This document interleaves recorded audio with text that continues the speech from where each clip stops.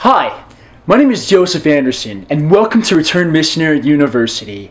If you want to stay up to date with the latest Returned Missionary University videos, strategies, and tools, subscribe on YouTube and like us on Facebook.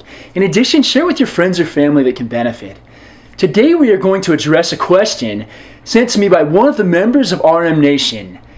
How should you respond when everyone around you is trying to help you to adjust to coming home and getting you to lower your standards? The scripture that first comes to mind is Helaman 5:12. And now, my sons, remember that it is upon the rock of our Redeemer, who is Christ, the Son of God, that ye must build your foundation. That when the devil shall send forth his mighty winds, yea, his shafts in the whirlwind, yea, when all his hail and his mighty storm shall beat upon you, it shall have no power over you, to drag you down to the gulf of misery and endless woe, because of the rock upon which ye are built, which is a sure foundation, a foundation whereon if men build, they cannot fall. You have spent the last year and a half or 2 years building your foundation on Christ. If you continue to remain on top of that foundation, the devil will have no power over you. There are many that will try to get you to come down, and some of them even thinking that they're helping you to adjust back to the world. But remember this, if you do give way and come down from the mount, you will be much more vulnerable to the ways of the adversary. And at this point I want to say that if you have come down from the mount, there is no better time than now to get back on top of it. Turn to faithful friends and family members that can help you. What is one simple daily action that you are willing to commit to get back on that mount? Now go and do it. Coming back to the question at hand, we look to the Book of Mormon. The Book of Mormon is an excellent handbook for our life and has all the answers inside of it. Make the study of it an active part of your daily life. Now let's go to Alma 47. If you would like, feel free to pause this and pull out your scriptures.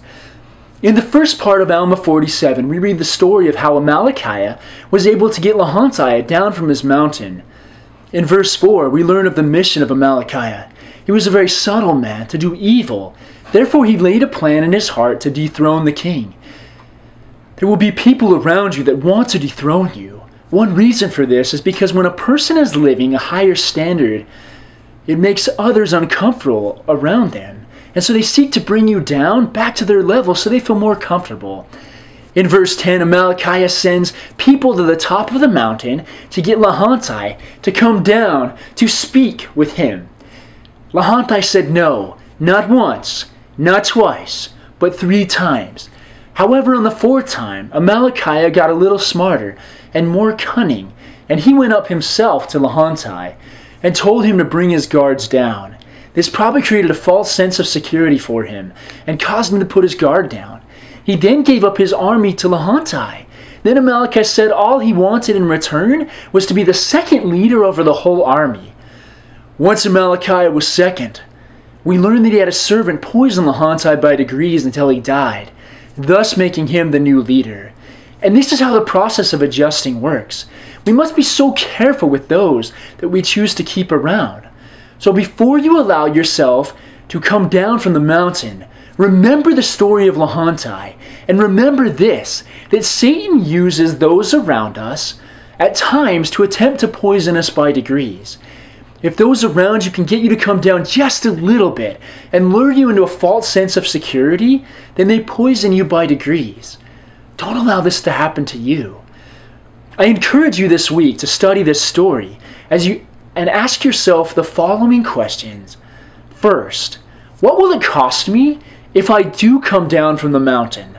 And second, what will I gain from remaining on top of the mountain?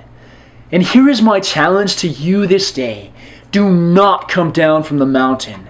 And if you have allowed yourself to slip, start climbing back up that mountain today.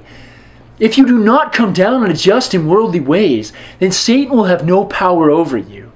President Hinckley said, if you don't stand for something, then you will fall for anything. What are you going to stand for? Lastly, I challenge you to make 2 lists. 1.